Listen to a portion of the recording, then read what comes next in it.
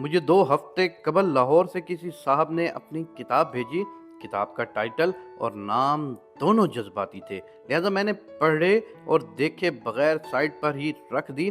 میں نے چند دن قبل پڑھنے کے لیے کتابیں دیکھنی شروع کی، یہ اچانک میرے ہاتھ لگ گئی اور میں نے نیم دلی کے ساتھ ورک گردانی شروع کر دی، اور پھر میں ہر چیز بھول گیا اور کتاب پڑھتا چلا گیا۔ یہ کتاب نہیں تھی، زندگی کا ایک ایسا درس تھا جسے ہم 99% فراموش کر بیٹھے ہیں۔ میں نے 2 دن میں 400 صفحات کی کتاب ختم کر لی اور اس کے بعد مصنف کو فون کیا اور اس کی عظمت، ہمت اور استقلال کو کھڑے ہو کر سلام پیش کیا۔ بے شک اس شخص نے صرف کتاب نہیں لکھی تھی، اس نے کتاب زندگی تحریر کی، اور اس کتاب زندگی کو ہر شخص کو پڑھنا چاہیے جو زندگی سے مایوس ہو رہا ہے، یا پھر جسے زندگی کی قدر نہیں، یا پھر جو زندگی کے مسائل سے جلد گھبرا جاتا ہے۔ یہ کتاب درد کا سفر، پھلروان شہر کے ایک عام سے نوجوان امجد صدیقی کی داستان حیات ہے، اور اسے اس ہی نے لکھا ہے۔ اگر وہ یورپ یا امریکہ میں ہوتا تو اب تک اس پر 10-20 فلمیں بن چکی ہوتی۔ بھارت میں بہرحال ان پر فلم بن رہی ہے، تاہم یہ اب تک درجنوں بین الاقوامی ایوارڈ حاصل کر چکے ہیں۔ امجد صدیقی کون ہیں اور انہوں نے ایسا کیا کارنامہ سر انجام دیا جس نے مجھ جیسے پریکٹیکل شخص کو بھی حیران کر دیا؟ امجد صدیقی کے والد کپڑے کا کاروبار کرتے تھے اور اخبارات کے ڈسٹریبیوٹر اور نامہ نگار بھی تھے۔ امجد صدیقی بچپن میں لوگوں کے گھروں میں اخبارات پھینکتے رہے۔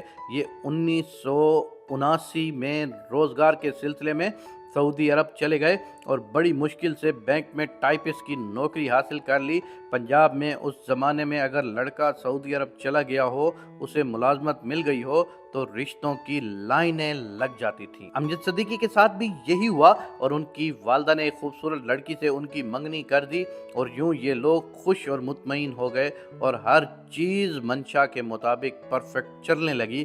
لیکن پھر یہ زیارت اور دعا کے لیے مدینہ منورہ گئے۔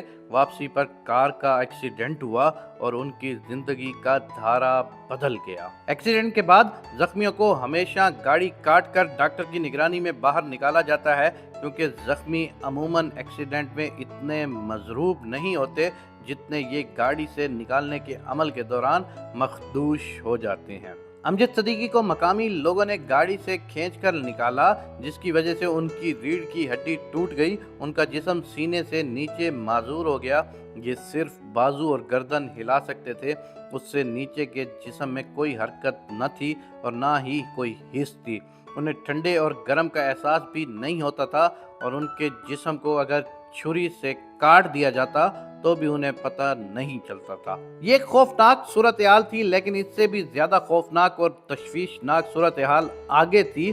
ان کا اپنے پاخانے اور پیشاب پر کنٹرول ختم ہو گیا تھا۔ یہ مسلسل نکلتے رہتے تھے اور انہیں اس کا احساس تک نہیں ہوتا تھا۔ بہرحال قصہ مختصر، امجد صدیقی نے اس صورتحال میں بھی ہمت ہارنے سے انکار کر دیا اور کامیاب اور قابل فخر زندگی گزارنے کا فیصلہ کر لیا۔ خاندان، عزیز، رشتہ دار، دوست احباب اور معاشرہ انہیں بھکاری بنانا چاہتا تھا، مگر یہ شخص پوری زندگی اپنی معذوری اور معاشرے سے لڑتا رہا۔ انہیں خاندان اور رشتہ دار چھوڑ گئے، ان کی منگنی ٹوٹ گئی، لوگ ان سے ہاتھ ملانے کے لیے بھی تیار نہیں تھے۔ پورا خاندان انہیں پاکستان لا کر کمرے تک محدود کرنا چاہتا تھا، مگر اس شخص نے ہمت نہ ہاری۔ امجد صدیقی نے اپنے دونوں بازوؤں کو اتنا مضبوط بنا لیا کہ یہ ان کا 90% معذور جسم اٹھانے لگے۔ یہ ویل چیئر پر آئے اور پوری دنیا فتح کر لی۔ امجد صدیقی کی آپ بیتی درد کا سفر ایک ایسے معصوم مگر کامیاب اور خوشحال شخص کی کہانی ہے جس نے معاشرے کی کسی بھی رکاوٹ کو اپنا راستہ نہیں روکنے دیا۔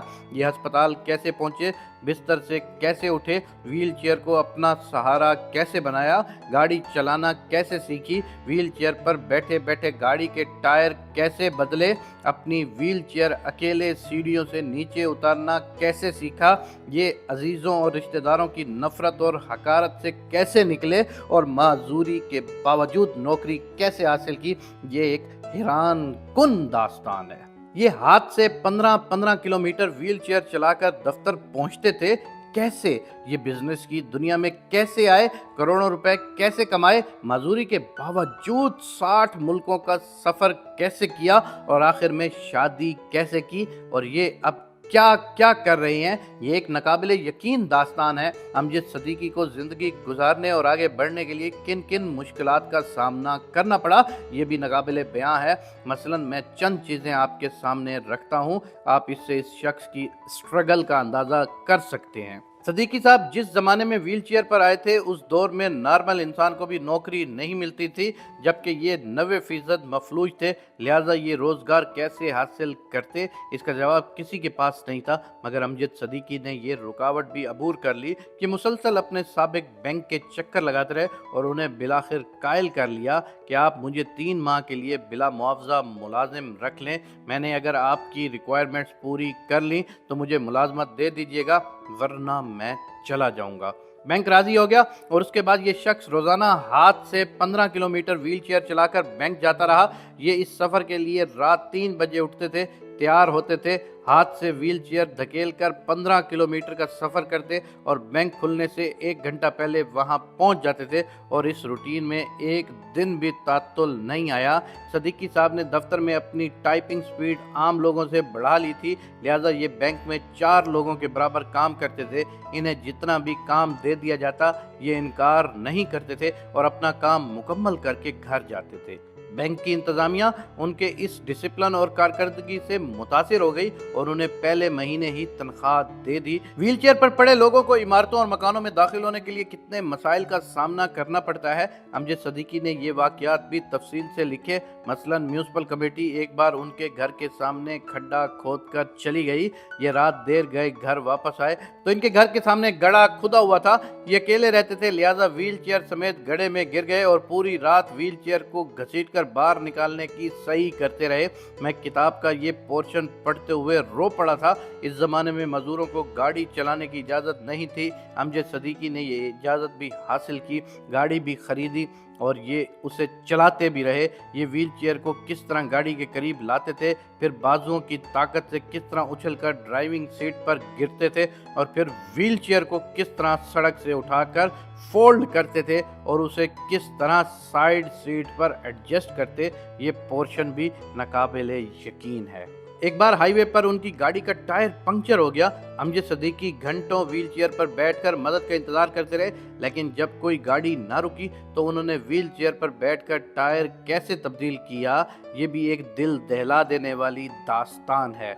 इनको नौकरी से किस तरह निकाला गया और उन्होंने कंधों पर तौलिए रखकर किस तरह व्हील चेयर पर कारोबार शुरू किया और ये किस तरह एक कामयाब बिजनेसमैन बने। ये जहाज के सफ़र के दौरान अपना पेशाब और पखाना कैसे कंट्रोल करते थे और अगर सफ़र के दौरान इमरजेंसी हो जाती तो इनके साथ क्या सलूक होता था, और फिर इन्होंने शादी कैसे की और अल्लाह ताला ने इन्हें औलाद से कैसे नवाजा, ये भी एक हैरान कुन दास्तान है और ये दास्तान भी रोने पर मजबूर कर देती है। अमजद सदीकी वाकई पाकिस्तान के हीरो हैं। उन्हें पाकिस्तान का बहादुरी का सबसे बड़ा अवार्ड मिलना चाहिए और उनकी किताब दर्द का सफ़र भी हर शख्स को पढ़नी चाहिए। मेरा दावा है कि ये किताब पढ़ने के बाद आपको ज़िंदगी की कोई भी मुश्किल महसूस नहीं होगी। आपको ज़िंदगी के तमाम मसाइल से प्यार हो जाएगा और आप रोज़ अपने आप से कहेंगे अगर अमजद सदीकी कर सकता है तो मैं ये क्यों नहीं कर सकता। दूसरा, आप उस अल्लाह तबारक व तआला का शुक्र अदा करने पर मजबूर हो जाएंगे कि जिसने आपको मुकम्मल भी बनाया और आपको अपना जिस्म और अपनी ज़रूरत भी खुद पूरी करने का सलीका दिया।